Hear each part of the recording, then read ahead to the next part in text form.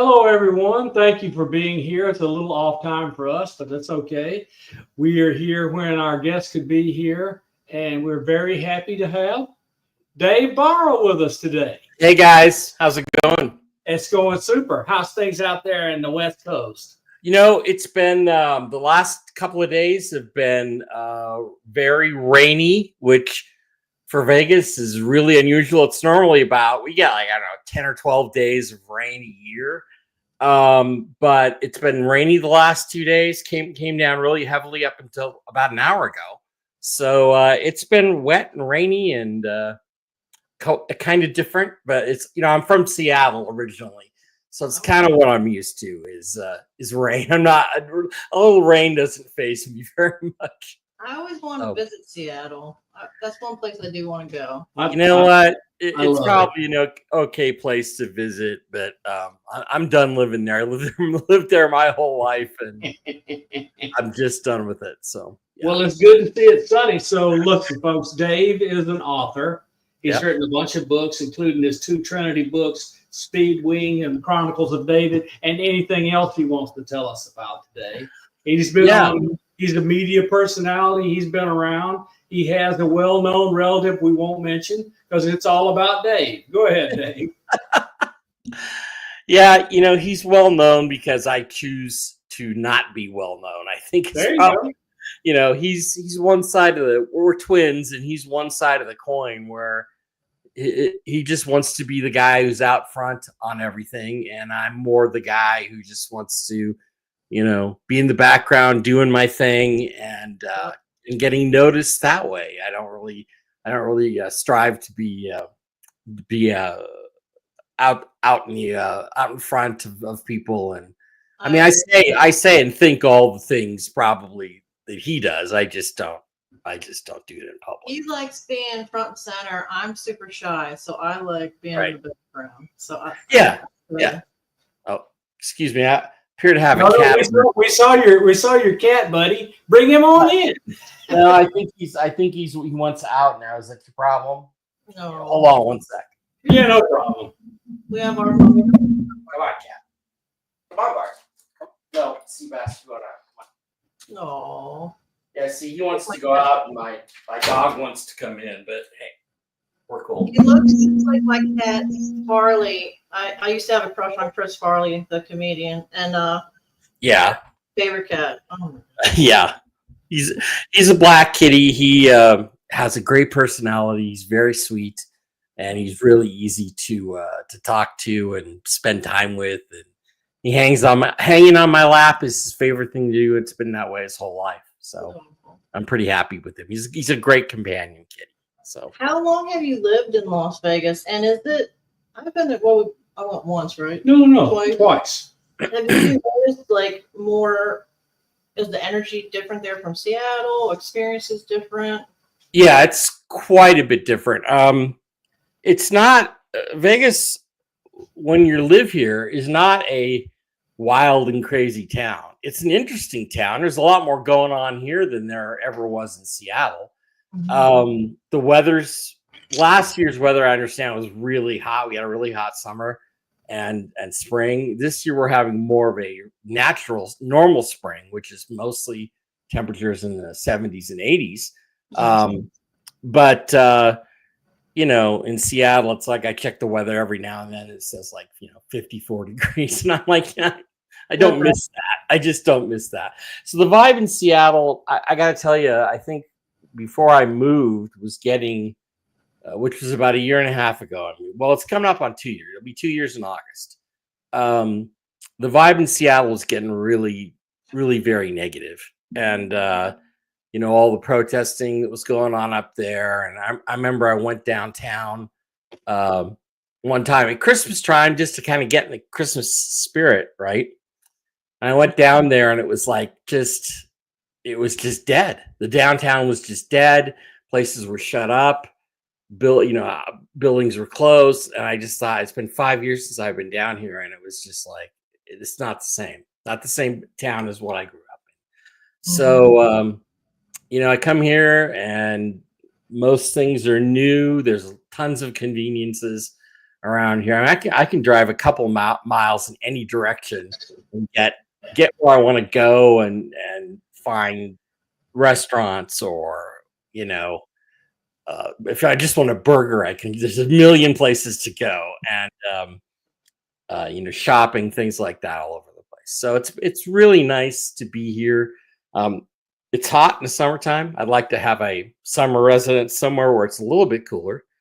But for the most part, it's been a fantastic move. It was hard to move after so many years, really my whole life. My brothers moved around a bit, but now we're kind of both ensconced here in Vegas and we're just hanging out and enjoying things and, trying to have as much fun as we can.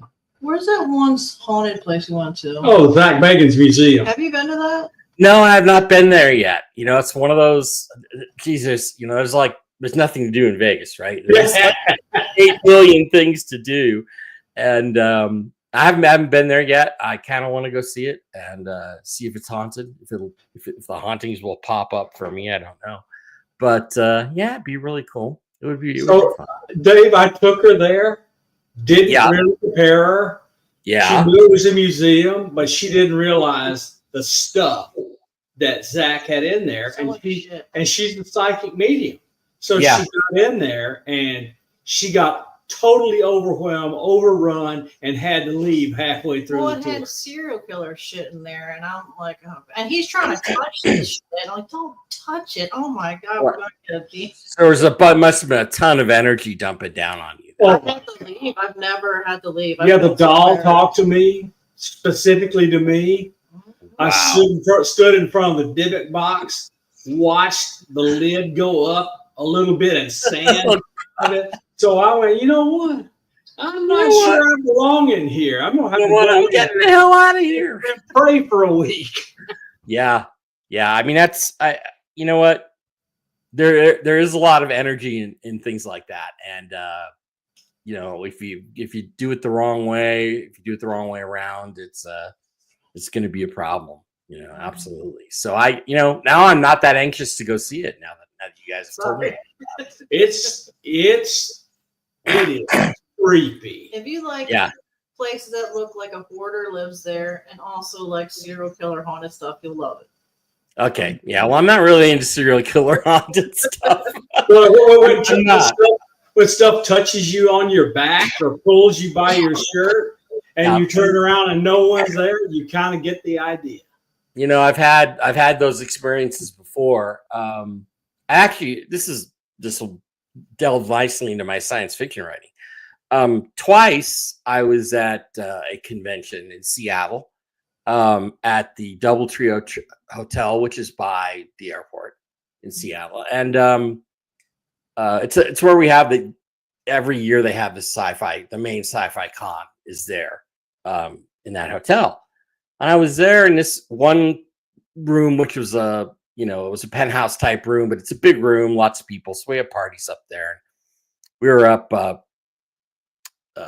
messing around, doing something, just having a party and, you know, everything like that.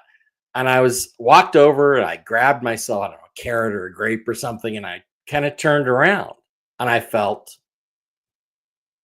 oh yeah, 3 taps on my shoulder. Oh, God. And I turned right around and the nearest people were about 5 or 6 feet away from me. And one of them was my friend, Patrick Swenson, also an author. And I said, that's pretty funny. And he went, what do you mean? I said, well, tapping me on the shoulder like that. And he's like, no, we didn't do that. We were just talking. It was him and another woman talking. And I thought, oh, that's really weird, you know? So I thought about it for a while.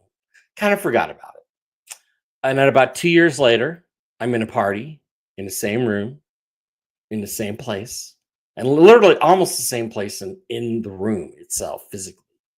And I again felt 3 taps. And I turn around and like this time there was nobody even close to me. I mean, nobody. And it's like when you have those experiences, you know, they make you realize there's more going on around you than what you can see or perceive, or probably even guess about. Who knows what that was about? But somebody was trying to get my attention.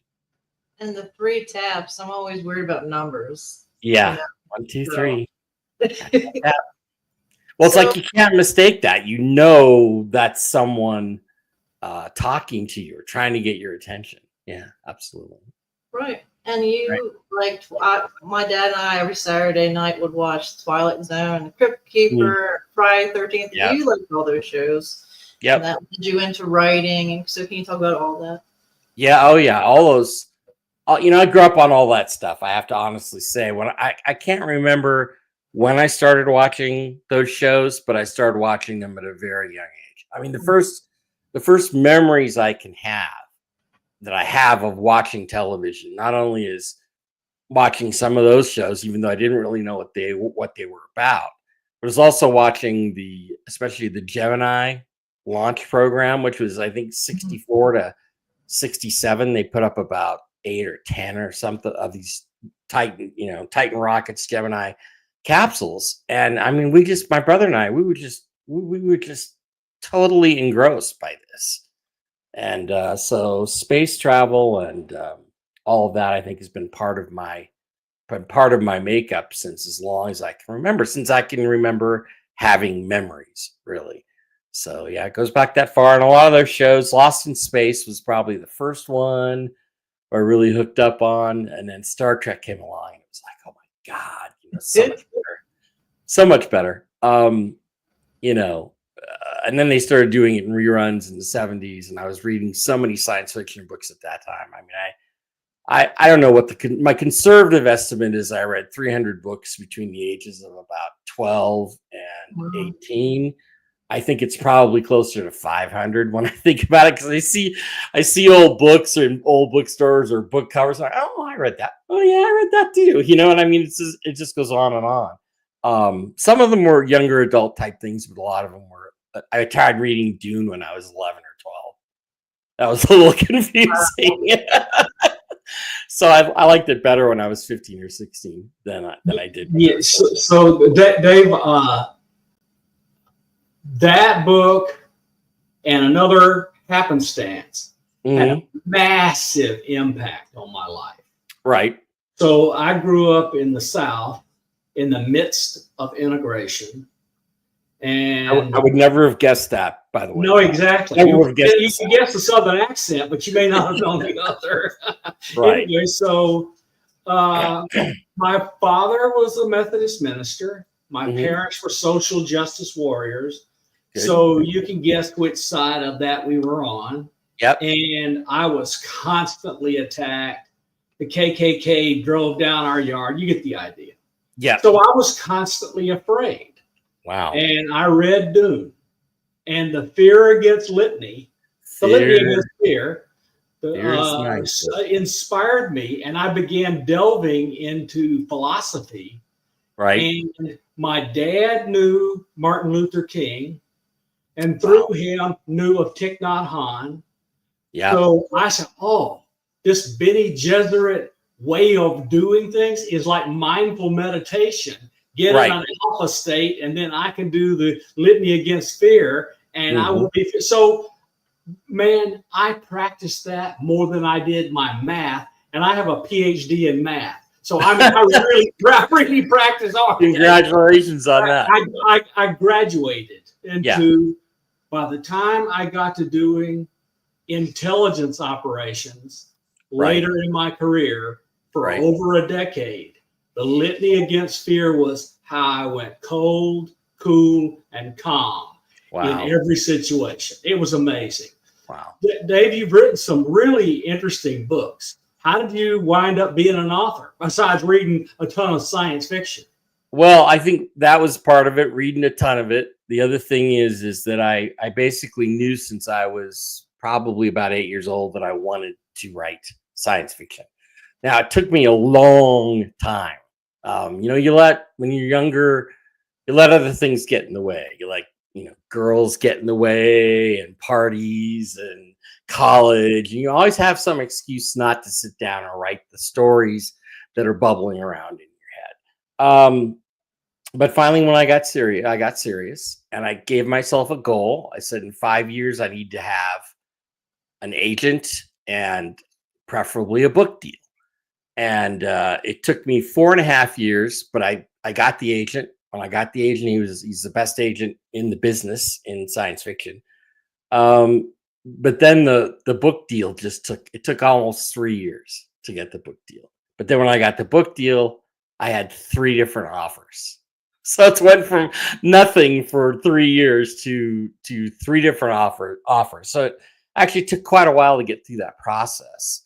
So I wrote 3 books in the first trilogy, which is the Lightship Chronicles. And the first book is Impulse, which is the name of a ship, obviously. Impulse, and then Starbound was the second one, and Defiant is the third one. And they all tell it's all one story in my mind, but it's basically how to each of these different, ships that he's on, main characters on, how do they affect him? How do his relationships affect him? What choices does he have to make? And he has to make some pretty difficult choices. He has to kind of give up the woman he really loves for someone that really needs him. So it's kind of an interesting, trade-off in that kind of story, in those kinds of stories. And that's a very space opera. That's the space opera I wanted to write, So it was very, very, very big for me to get that done. And then Trinity came along just literally as an idea in my head. What if we traveled to at the time, I don't remember if you remember the TRAPPIST-1 star system that was talked about with the possibly 3 habitable planets in it. And they're still talking about whether they're really habitable or not around a red dwarf. But that really intrigued me. So I took that concept and I mixed it in with some other ideas that I had bouncing around. And I ended up just sort of sitting down and writing. And when I wrote the book probably took me about 3-4 months to write fully. And then I rewrote a little bit, and then I sent it out. And my agent didn't like it. He just didn't like it. So I don't think it's a very good book. And I went, okay. So I took about 45 minutes to send it by email to someone I knew who was an editor at Baen Books, which is a very big book. They're big in science fiction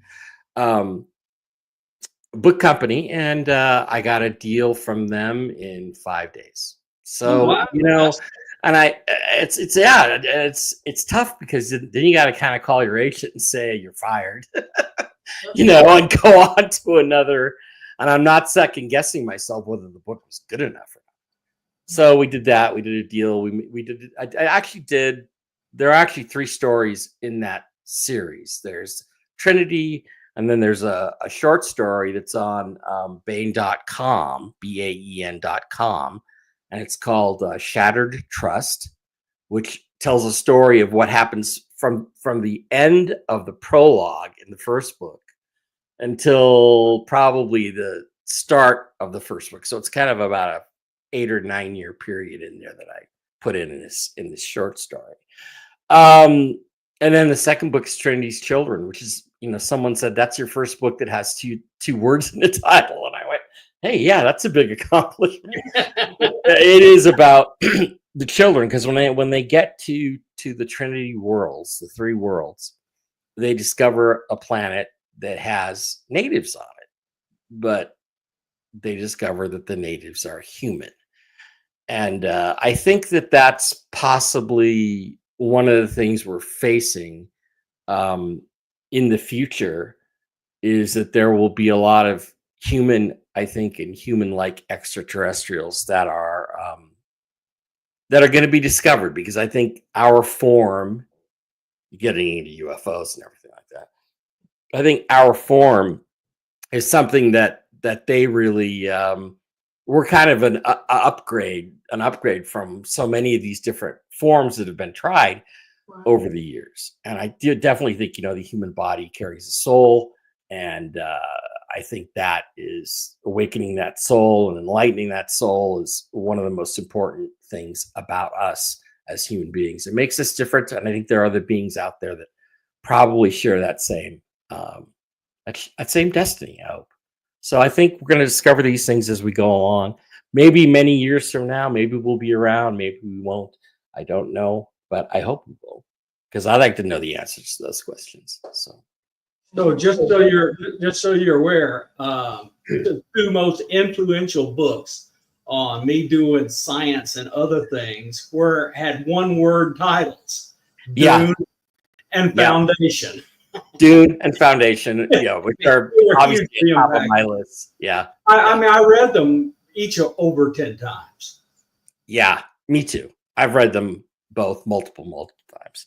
And by the way, I just saw an ad, or I guess it's a teaser ad for Foundation Season 3 coming on Apple TV, which vastly different than the books in a lot of ways, but still very watchable. It's not bad at all. I got a little upset in Season 1, but the acting, especially the Emperor, is he an incredible actor. Yeah, Lee Pace. He's very good. Very good.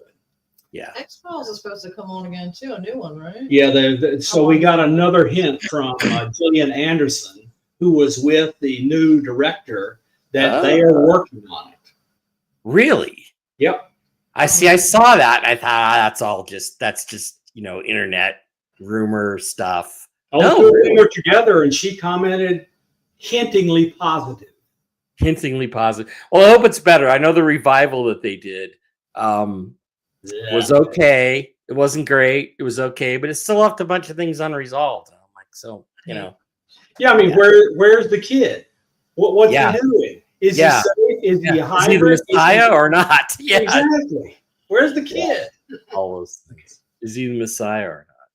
I like reading about time traveling. I think it's possible. I think they can do it. That's my conspiracy. I think they can time travel now. When you're writing a book, when you research, have you delved into anything where you found information you're like, oh my God, it's real, or something like that, or talking to somebody about it? Well, one of the things that's been very interesting for me is that I've discovered a lot of things in my books that are actually in existence in the real world. And I don't know if that's because I knew them from some past experience, or if it was just meant to be that way. I wrote a book called Speedwing, which is my first little book. It's supposed to be a young adult book, which they didn't take all the adult stuff out of the young adult book. So long story on that one, but it's still out there in print. But in it, I had a planet called Drava, Drava. I thought, okay, so I just came up with that. And then later on, I based one of the families in the space opera book, the Lightship Chronicles series. I had them based basically in the old Austro-Hungarian Empire. And so everything was like Vienna. And I said, well, they're more like from, I guess, Styria is what it's called. Styria, Steria. And so I kind of came up with that as a background and everything. And then one day I was dinking around somewhere and I looked up on the internet. I was looking at, was there really a place called, or no, Corinthia, sorry, was the name of the planet. And I looked that up, and there's a province in Austria called Corinthia. That's really interesting. I started reading through it, looking at the map, and there's a river that runs through Corinthia. And the name of the river is the Drava, Trava. And I went, holy, I'm like, okay, so did I like know that? Did I look at a map when I was 8 years old and that's somewhere went back in my head? Or, I tend to believe that these things are inspired by our friends, our guides, the people that are around us protecting us, so we can't see, but that love us. Have you ever done anything at all with remote viewing? I haven't. I'm interested in it. I probably would be good at it. I'm a pretty good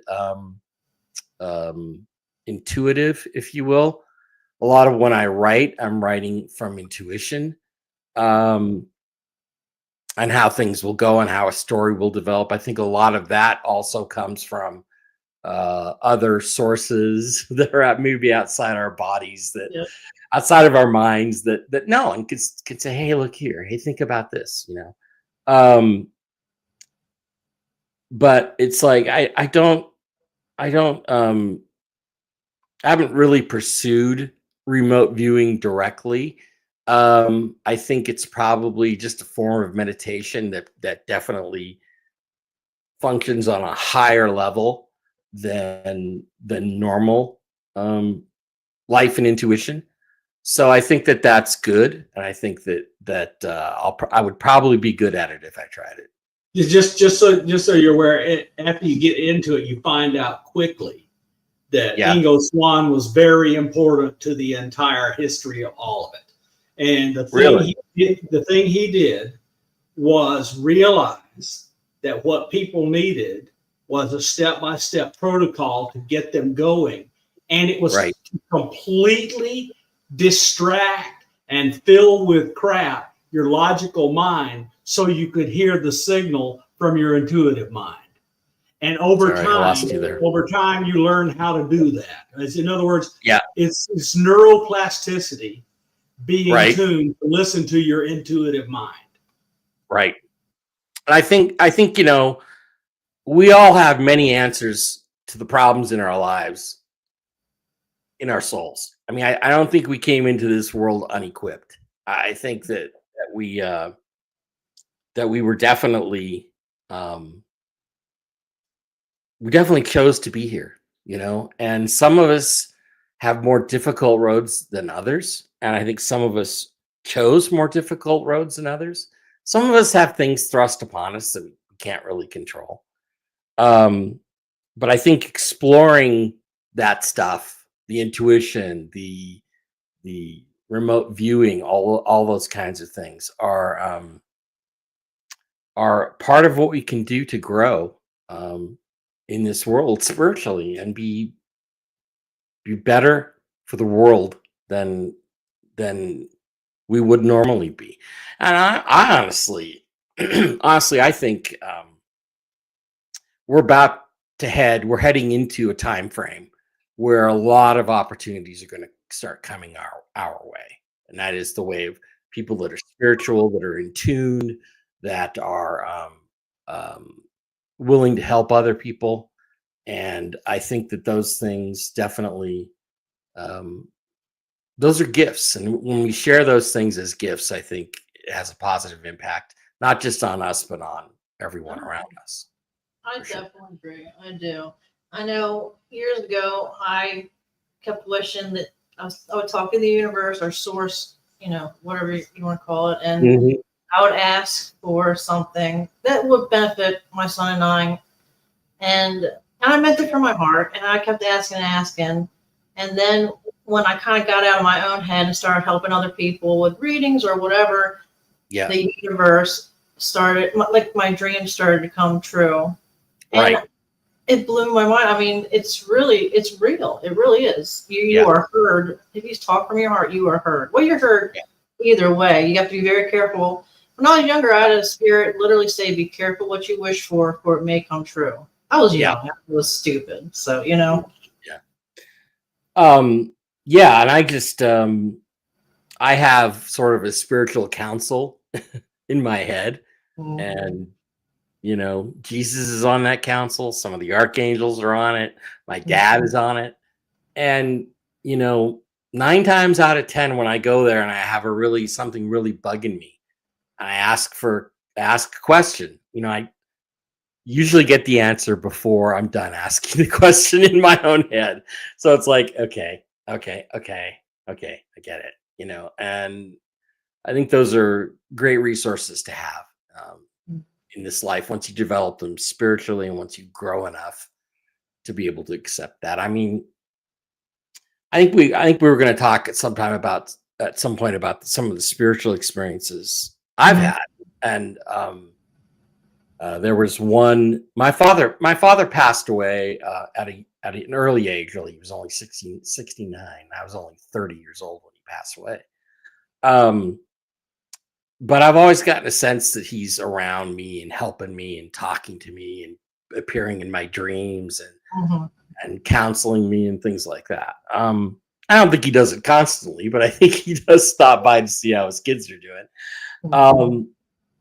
But I remember one time where a psychic friend, had told me, you know, your dad's always there. When you need him, he's always there. You know, when you're watching football and having a good time, he's right there watching the game with you. And I went, oh, that's cool. That's really great. And there was a night where I was home alone and watching football. And it was like end of the game, last kick of the game, field goal attempt, right? And the guy snapped the ball. He hits the kick. And I looked at it before it had even started going one direction or the other. I said, he missed it, out loud. And I heard in my dad's voice from behind me, sure did.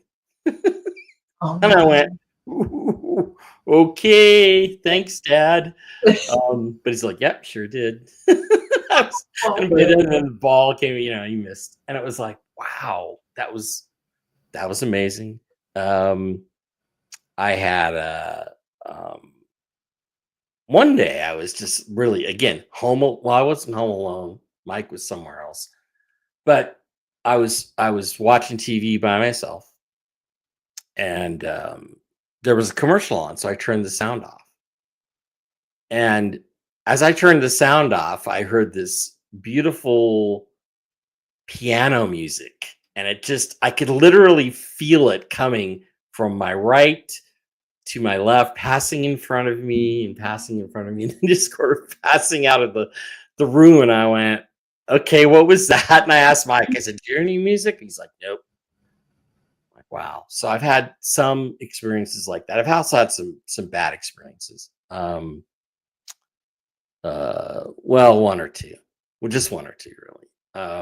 But I think those things, you know, affect our lives. They affect the choices that we make, and they affect how we decide to make changes in our lives. I think those kind of signals, those things that come from the other world, the ether from somewhere else, I think are really, really important. Can you? You don't have to, but can you share the not so great experiences? I mean, I've had some. Yeah, actually, first I'm going to share with you one that was a really funny one, and then I'll share the other one, the not so great one. The funny one was I got a new car, and gotta understand whether Mike and I are living together or whether he's in California and I'm in Seattle. Oops.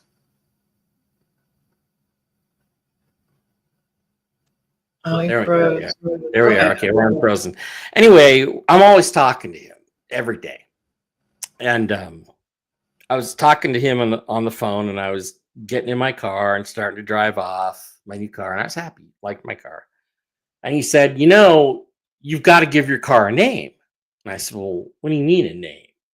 He goes, you got to give it a name, like a girl's name, or like he had a car named Beyonce once, Okay. Well, what could I possibly name it? Is what I said. And instantly in my head popped in the word Fiona. Now, Fiona is a girl's name. And I'm like, okay, that's interesting. That just popped into my head. So she became Fiona. And I was talking to a friend of mine, another friend of mine, who's a psychic. And I said, can you tell me the name of my guardian angel? And she's like, wait a minute. It's a really hard name to say, but she wants me to say it to you in English. Oh, okay. So this is like 6 months later. I'm like, okay. And she's like, it's I'm like, I went, Fiona? And she goes, yeah, that's it. I'm like, okay. My guardian angel wanted me to name a car after her. Okay, cool. So now when I talk to my counsel, she's always there. So I have a female guardian angel, and I feel really great about that.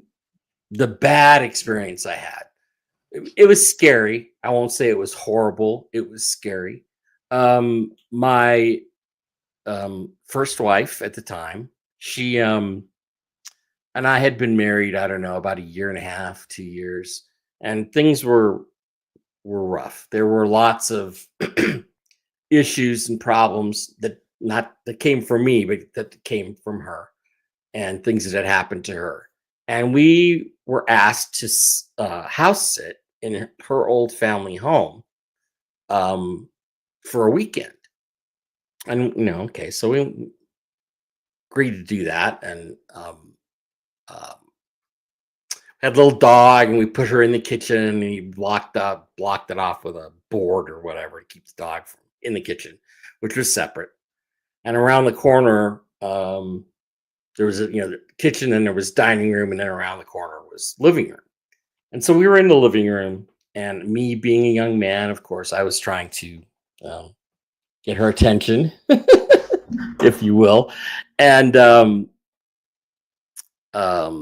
she was just really, really uncomfortable about it. I'm like, well, what's going on? Why are you so uptight? What's the problem? And she's like, I don't know. I just feel like there's something.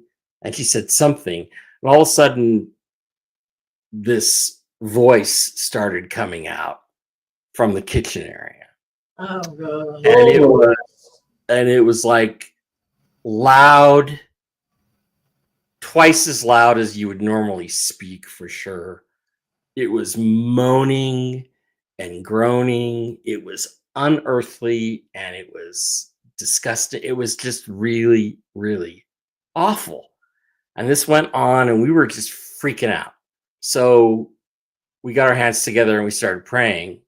And this went on for a good, I would say, 5 minutes. This thing, and it's like, I didn't want to go around the corner and see what was in the kitchen. I didn't want to see it at all. Right. And but there were like pots and pans and things being kicked around in the kitchen, things being moved, and I could hear this thing shuffling around. I mean, it felt like whatever it was freaking huge. And I'm pretty sure that it lived in that house. I mean, she grew up in that house, and I'm pretty sure that it lived there. When she was growing up, probably, because there was a lot of bad shit that went on in that house. Anyway, this went on and on and on, and I was, talking. We were holding hands, we were praying, and finally, this thing kind of reached a crescendo, kind of really gross noises. All of a sudden, after that, suddenly there was a bark, and it was the dog that we left in the kitchen. I'd completely forgot about it.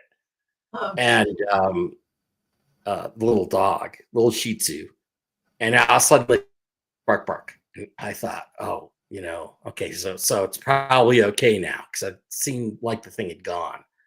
So went into the kitchen, turned the lights on, and of course there was stuff scattered and stuff, and the little dog was very upset.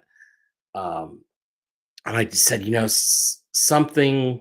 I said, I've really got to go get my Bible and look this up. I've got to figure out what's going on here. And I went into the Bible and I literally opened it up to a page, and I put my finger on the page. And it was the beginning of the story where Jesus casts the demons into the pigs. Oh shit. And it was like, it went right there. That's right where my hand went. And I'm like, okay, so, but I mean, it creeped me out. It creeped me out for days. It just really, it really bothered me. It took a long time for me to get over that. I said to God, look, I'd rather not have this happen anymore. So that's not the side of spirituality I want to explore. So there's that. And then there was one other time when I was still with that same wife. And I woke up in the middle of the night, and I woke up kind of suddenly. And I remember my wife turning over and saying, "You okay?" And I went, "Yeah, I'm okay," And so I shuffled around a little bit and flipped over from side to side, and we ended up holding hands together, in the bed. And so I was on my stomach and she was on her back, and we were just holding hands this way. And I literally closed my eyes, and I went instantly. I was back to sleep, and I was having this dream. And in this dream, I could see what I knew was the back of my grandmother. And she was wearing a dress, and she was floating in the air in the blue sky. And this dress was just flowing and flowing and flowing. And I thought, well, that's kind of really cool. And then all of a sudden, I felt a light coming in the window. And I saw the light. I got scared. And all I can say is that it felt like for a fraction of a second that I was going home. I was no longer in my body. I was being taken somewhere else. Yeah. And that really freaked me out too. I was a young person, a young Christian at that time. And I didn't really understand anything. And it bothered me for more than a week. And the thing is that I talked about it with my wife the next day. And she said, look, I didn't want to tell you this last night because you were too scared. I said, but when you said you felt like you had been pulled out of your body and then dropped back in, she said, I felt your hand hit me like that on ground. She felt me basically dropping back into my body, I guess. And I'm just like, okay. And I don't know. I mean, I don't think that's, in the end, I don't think that was a totally negative experience, but I think there was something going on there for sure. Yeah. So even a 71-year-old man can have that. So I began, late, fooling around with all this studying and so forth because I'm with her and all this other stuff. Yeah. So I had my blindfold mask on, and I've been trying to work on blindfolded seeing. So I woke up in the middle of the night. I sat up and realized that the mask was on and I could see through it. But I felt a little weird. It felt like I was vibrating a little bit. Yeah. So I decided to turn around, and there I was on the bed. Wow. I totally panicked and jumped back into my body. Wow. It was wild. What did it feel like when you jumped back in? Was it like it was like I was falling from the sky. Yeah, exactly. That's exactly the way I felt. Like I had left my body by a quarter of an inch, but dropped back in. So, those are amazing. I felt that kind of thing multiple times, especially when I was younger. But this was the first time I had a lucid experience to go Right. with it. Right. Yeah, well, I wear a mask at night too, and I'm hoping not to see through it. I mean, when I'm dozing off, when I'm falling asleep at night, I can definitely I definitely have a sense of what's around me.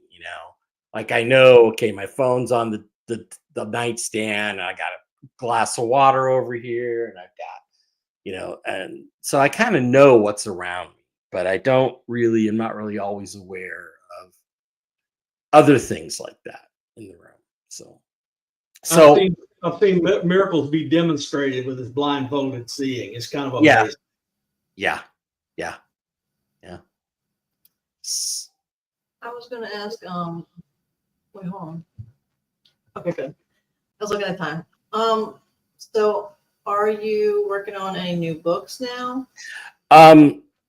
Yeah, 3. I mean, I've been working on 3 forever. I just made this post on Facebook a couple of days ago. It's been 3 years now, 3 years to the day on the 4th of May, 3 years. I had a stroke. It was a very minor one, as strokes go. The only thing I really lost was some dexterity here in my hand, and I've mostly recovered that. I don't sign my name as easily as I used to, but mostly I've recovered all of that. That's the only thing I really lost. But I did have problems with my memory after that, and with my some of the higher functions of when you recall stuff, and Yeah. I still have a hard time sometimes recalling people's names, and who am I talking to? Why did I go into the kitchen for this? I don't remember why I went into the kitchen, but stuff like that. But because of that, obviously, I hadn't finished Trinity's Children yet, so I did finish that book in the few months after that, which was probably like July or August. I finally got it to them. But since then, I've written a few things. But I've got one novel that's basically a sequel to the first trilogy. That focuses on a different character. That's about 25,000 words. That's about a quarter of a book written.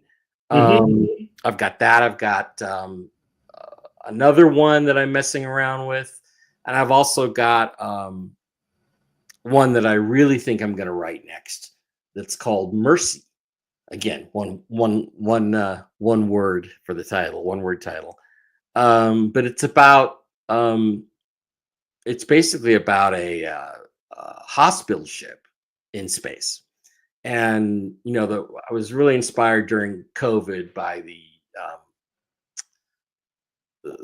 hospital ships, and there were lots of different rumors about what they were really being used for and who they were really treating there.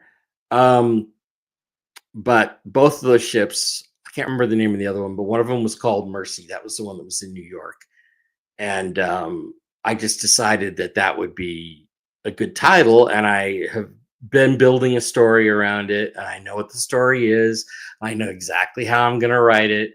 And it's going to deal a lot more with, I think, dimensional beings rather than just physical beings, and how we are able to interact, and hopefully will in the future be able to interact with higher dimensional beings or multi-dimensional beings. So I mean, that's kind of going to be the baseline for me on that. I think that's the one I'm going to write for sure, full on next, even though the other one would be faster.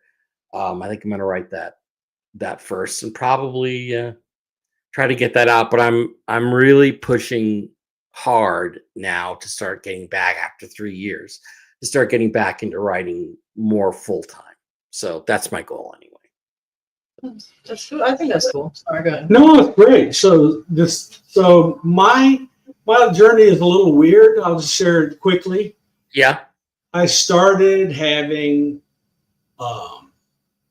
unawake experiences when I was 3. And I would wake up, and for example, at 3 years old, I woke up, went into where my mother was entertaining her friend, and I grabbed a book off the shelf, and I could read it. And of course, I had never been taught to read at 3 years old. Yeah. And so I had a bunch of those through high school where I would wake up knowing stuff I had never been taught.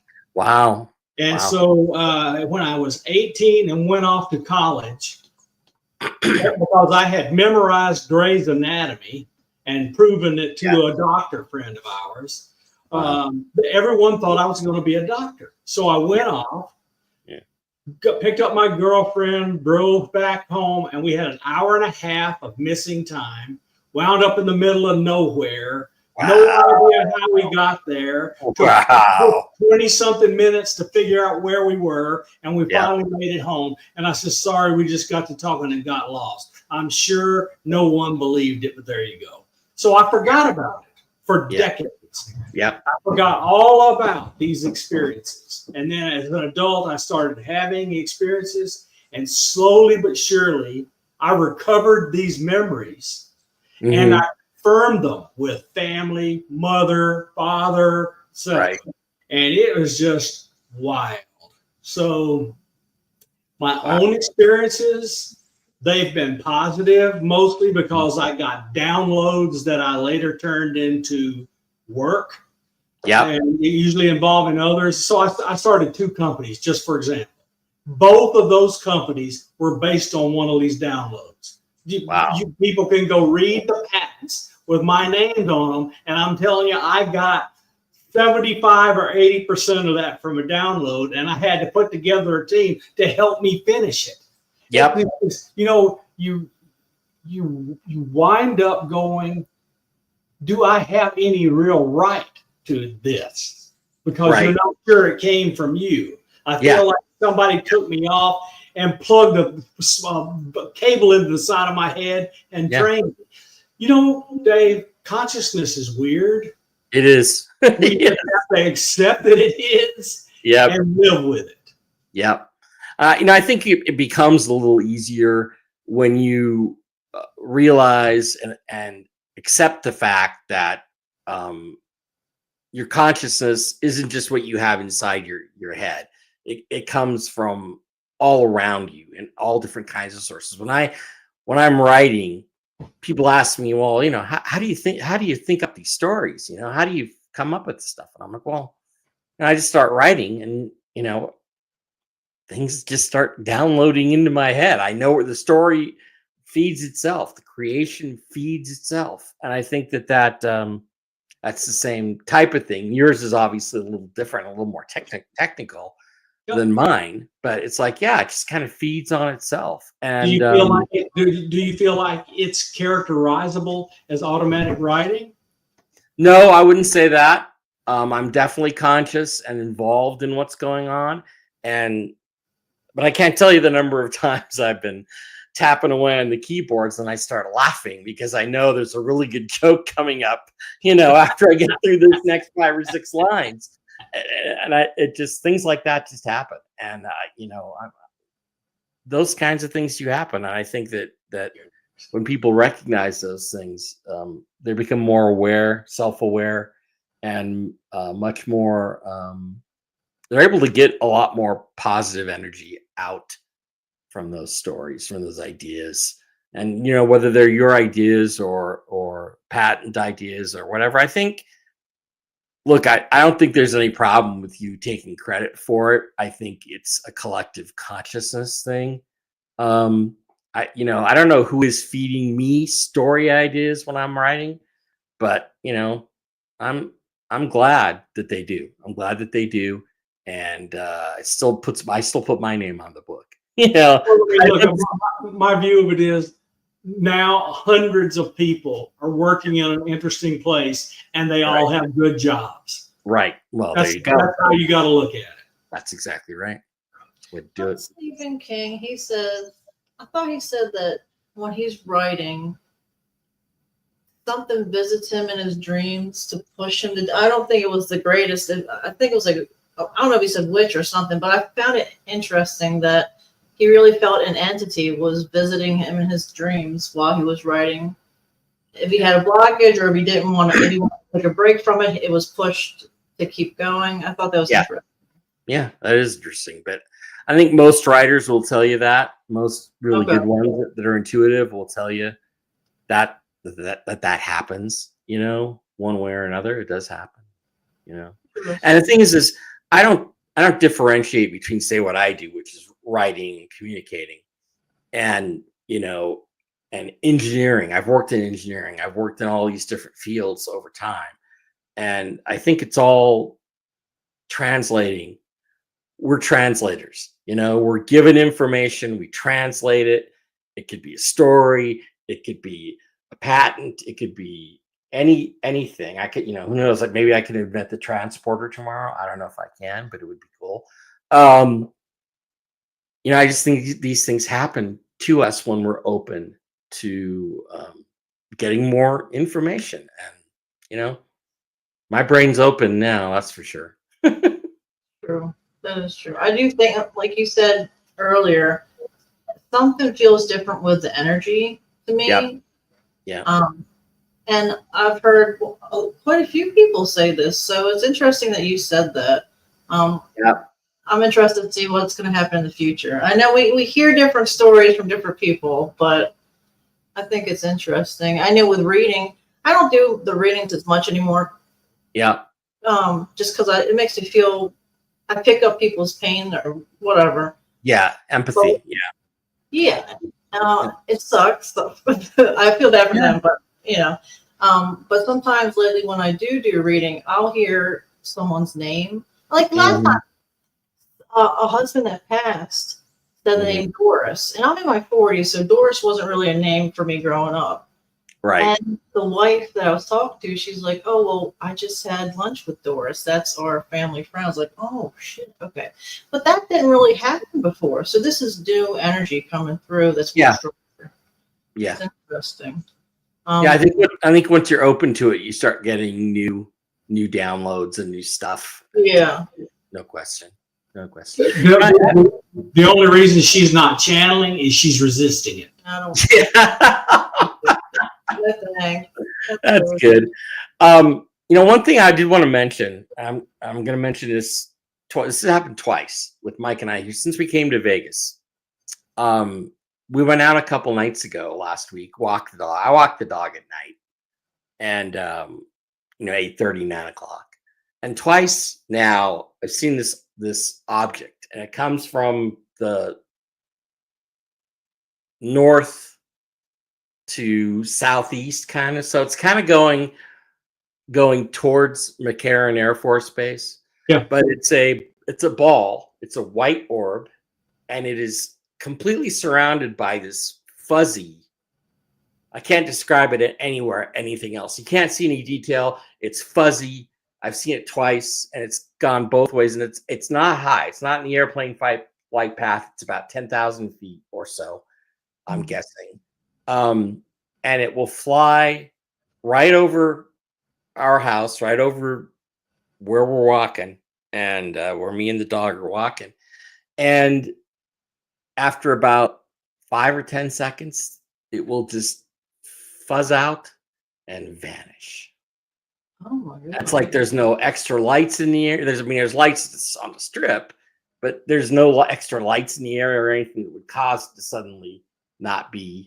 But it's like done in the exact same place. So, you know, when you live in the desert like here, and we got Edwards Air Force Base a couple 100 miles one way, and Nellis that way, you know. So I just think there's a lot that goes on around here. It's Nevada, right? There's a lot of stuff that goes on. Yeah, I mean, north and northwest of Nellis. Yeah, constantly covered up with people seeing things. Just constant. Oh yeah. Yeah, I'm thinking those tall white guys live out there somewhere. So yeah, so do I. I agree with you. So I believe Charles what's his name's entire story. Yeah, I do too. I mean, it's just. I'll show you. Yeah, it's just he's a very genuine guy, and you don't really get any sense that he's making stuff up. No, why would he? Why do you need to? He's got nothing to gain at this point. There's nothing to gain at this point. And he and his wife are enjoying their life. Yeah, they are. It's good. So we unfortunately are all done. You're welcome to come on anytime you want, by the way. Oh, Dave, this was fun. But Dave, this is Great. fun. You need to come back. my last question is, where can people find your books or find you? Any links that you want to talk, or websites?